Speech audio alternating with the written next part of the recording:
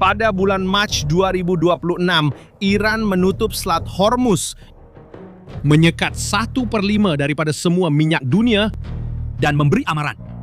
Mana-mana kapal yang cuba melintasi akan dimusnahkan. Bagi kerajaan Iran, itulah masa untuk menunjukkan siapa yang benar-benar menguasai Timur Tengah. Tetapi apa yang berlaku dalam minggu-minggu berikutnya adalah sama sekali bertentangan dengan apa yang dijangkakan Iran. Turki tidak menyertai perang, tidak menghantar askar, tidak melepaskan walau satu tembakan terhadap Iran. Dan walaupun begitu, dalam beberapa bulan sahaja, ia menjadi pemenang terbesar dalam konflik meledah-meledak abad ini. Sementara itu, Iran yang menutup Selat Hormuz dengan sangkaan mereka menguasai dunia, akhirnya terjaga dalam keadaan dikepung, diasingkan, dan digantikan. Itu bukan nasib, ia adalah satu perangkap dan Iran sendiri yang membinanya. Selama beberapa dekad, Selat Hormuz adalah kat terkuat di tangan Iran. Koridor air yang hanya 33 km lebar di titik paling sempit, di mana 1/5 daripada semua minyak yang digunakan di dunia melaluinya. Kuwait, Qatar, Emiria Arab Bersatu, Arab Saudi, semua minyak dari negara-negara ini perlu melalui satu-satunya titik ini untuk sampai ke seluruh dunia. Dan siapa yang mengawal titik ini? Ialah Iran. Setiap kali ketegangan meningkat, kerajaan Iran akan mengingatkan dunia tentang apa yang mereka boleh lakukan. Tutup Selat Hormuz, melumpuhkan ekonomi global, itu adalah jenis ancaman yang tidak boleh diabaikan oleh sesiapa pun. Tetapi pada Februari 2026, selepas serangan berkoordinasi dari Amerika Syarikat dan Israel terhadap wilayah Iran, Iran membuat keputusan yang telah lama dinantikannya. Mereka benar-benar menutup selat itu. Mereka memberi amaran bahawa mana-mana kapal yang cuba melaluinya akan diserang. Dan mereka menunggu dunia tunduk. Dunia tidak tunduk. Tetapi Iran telah membuka satu celah yang tidak dapat ditutupnya lagi. Kerana bersama dengan penutupan Selat Hormuz, Iran melakukan satu lagi perkara. Iran melancarkan gelombang demi gelombang drone dan peluru berpandu terhadap negara-negara teluk. Kuwait, Qatar, Emiria Arab Bersatu, Arab Saudi, semuanya telah diserang. Ia bukan sekadar berita di akhbar. Ia adalah amaran sebenar. Langit diterangi oleh pemintasan dan loji penapisan mengaktifkan sistem kecemasan. Dan disinilah perangkap mula menutup perlahan-lahan. Bukan ke atas negara-negara teluk, tetapi ke atas Iran sendiri. Negara-negara teluk mempunyai sistem pertahanan barat. Patriot, THAAD. Teknologi mahal, canggih, dibina untuk menembak jatuh peluru berpandu balistik. Tetapi drone Iran itu murah. Ringkas, ia datang berkawanan. Apa itu?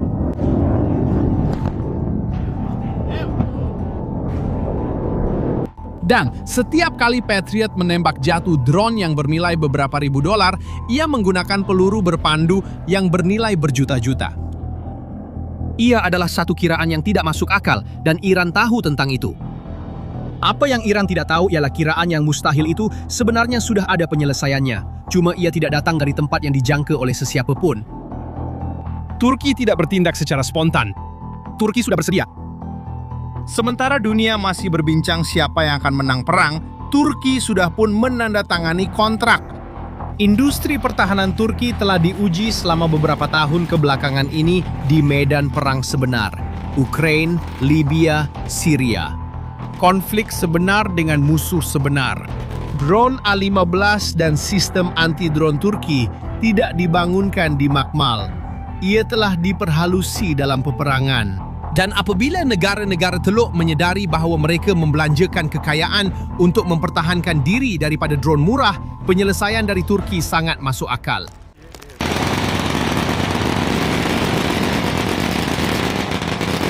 Sistem Quark yang dihasilkan oleh Aselsan menggunakan kecerdasan buatan untuk mengenal pasti dan memusnahkan kawanan drone dalam beberapa saat. Dengan peluru yang boleh diprogramkan dan kos operasi yang hanya sebahagian kecil daripada apa yang dikenakan oleh sistem barat, Arab Saudi telah menandatangani kontrak tersebut. Qatar juga begitu. Dan kedua-duanya juga mencari senjata laser Turki. Sistem tenaga terarah yang hanya membakar drone Iran dengan pancaran cahaya pada sebahagian kecil kos peluru berpandu.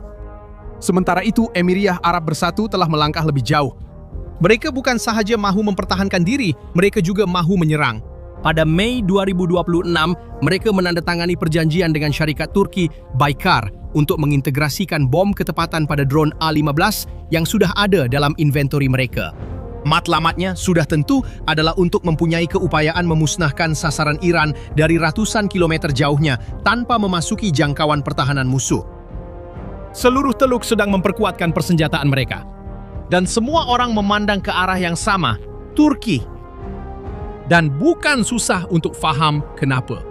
Sistem Turki dihantar dengan cepat, berfungsi dalam pertempuran sebenar dan tidak memerlukan masa menunggu bertahun-tahun.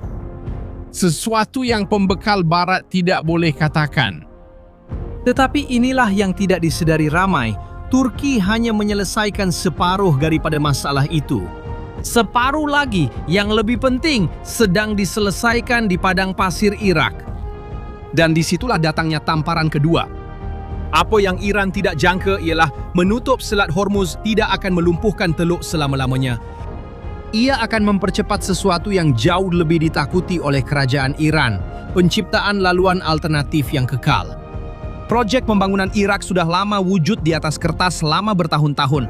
Sebuah landasan kereta api dan lebuh raya sepanjang 1.000 hingga 1.200 km yang menghubungkan pelabuhan Fao di Basra ke sempadan Turki di utara negara itu. Dari situ, melalui rangkaian logistik Turki, terus ke Mediterranean dan ke Eropa. Dengan Selat Hormuz ditutup, proyek ini bukan lagi sekadar idea yang menjanjikan, tetapi telah menjadi keperluan mendesak negara. Qatar dan Emiria Arab Bersatu telah melaburkan sumber, fasa awal telah dirasmikan.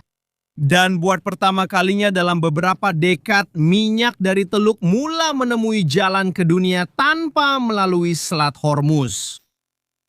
10 hari lebih cepat daripada terusan Suez. Tiada zon perang. Tiada ugutan dari Iran.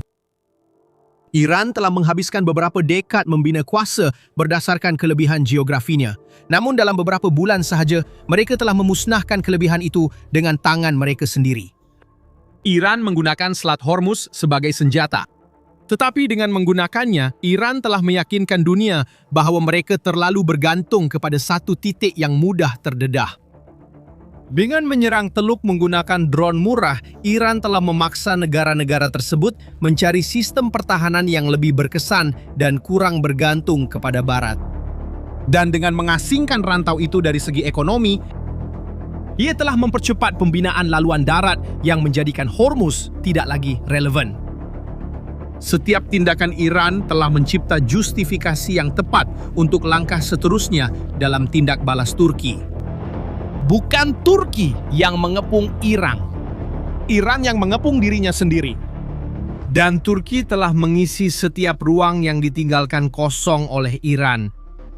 Iran telah mengancam untuk menutup Selat Hormuz selama beberapa dekad. Seolah-olah itu adalah senjata muktamad mereka. Apabila akhirnya mereka menggunakannya, ia mempercepatkan pembinaan jalan yang menjadikan Selat Hormuz tidak lagi relevan. Senjata terbesar Iran telah menjadi propaganda percuma untuk Turki. Hari ini beginilah keadaannya. Negara-negara teluk mempunyai kontrak pertahanan dengan Turki yang akan bertahan selama beberapa dekad. Laluan perdagangan tidak mudah terputus.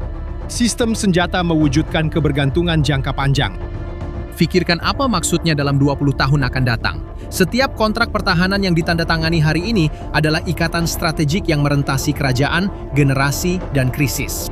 Negara-negara teluk bukan sahaja membeli senjata Turki, mereka sedang memilih dengan siapa mereka akan berpihak dalam dekad-dekad akan datang. Modal yang sebelum ini beredar di Timur Tengah kini sedang berpindah ke Turki.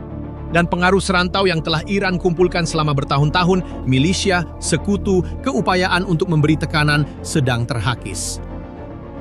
Iran terjaga dalam dunia di mana alat tekanan terbesarnya telah dineutralkan. Jiran-jirannya telah mempersenjatai diri terhadapnya. Dan satu kuasa yang jarang disebut dalam analisis strategik rantau ini secara senyap-senyap telah mengisi ruang yang ditinggalkan oleh Iran.